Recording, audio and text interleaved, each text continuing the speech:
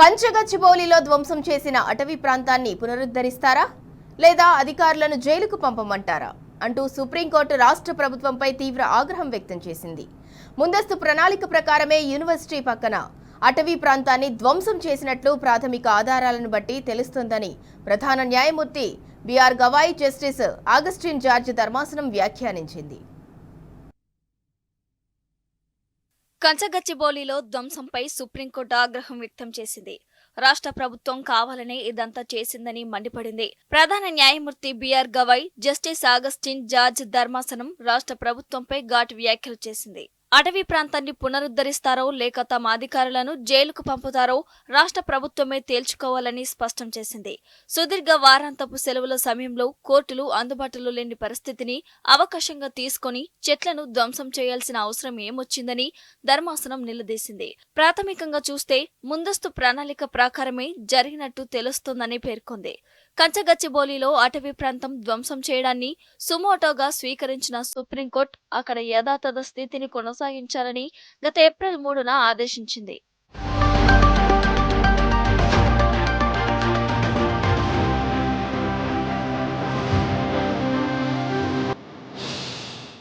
ఈ కేసులో విచారణ సందర్భంగా తెలంగాణ ప్రభుత్వం తరపున సీనియర్ న్యాయవాది అభిషేక్ మను సింఘ్వి వాదనలు వినిపించారు.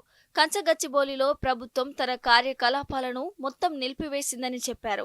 సర్వోన్నత న్యాయస్థానం ఇచ్చే ఆదేశాలను తూచా తప్పకుండా పాటిస్తామని తెలిపారు. అటవీ పునరుద్ధరణకు ప్రభుత్వం వద్ద ఏదైనా ప్రణాళిక ఉందా లేదా అని ధర్మాసనం ప్రశ్నించింది. ఆ ప్రాంతంలో భారీ స్థాయిలో మొక్కల పెంపకం చేపడుతున్నట్లు సింఘ్వి చెప్పారు. రాబోయే వానాకాలంలో ఈ ప్రక్రియ పూర్తి చేస్తామన్నారు.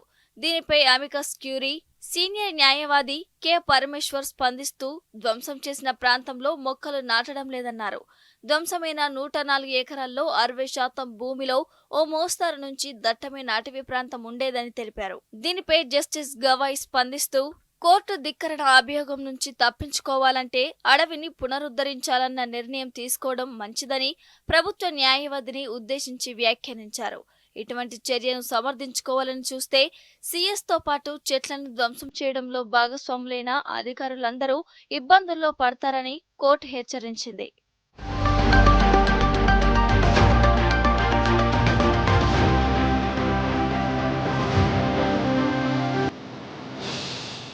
ధ్వంసమైన అటవీ ప్రాంతానికి సంబంధించిన ఫోటోలను ప్రస్తావిస్తూ చెట్లను నరికివేసే ముందు పర్యావరణ అనుమతులు తీసుకున్నారా అని ధర్మాసనం ప్రశ్నించింది. ఒకవేళ అనుమతులు తీసుకొని ఉంటే పనులను సోమవారం నుంచి ఎందుకు ప్రారంభించలేదని నిలదీశారు.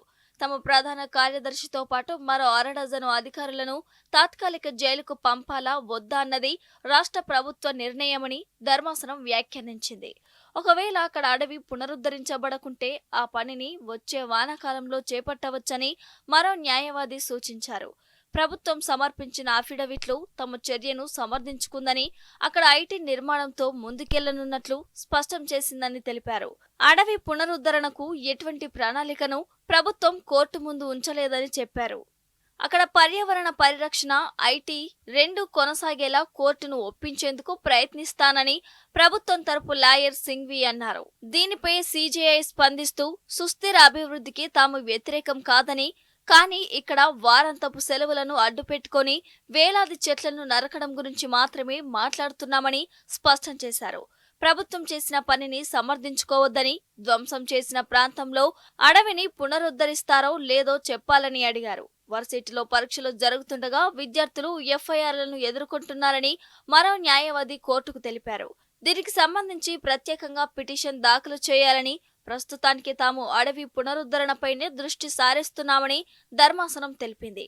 కేసు తదుపరి విచారణను జూలై 23కు వాయిదా వేస్తున్నట్లు సుప్రీంకోర్టు ప్రకటించింది.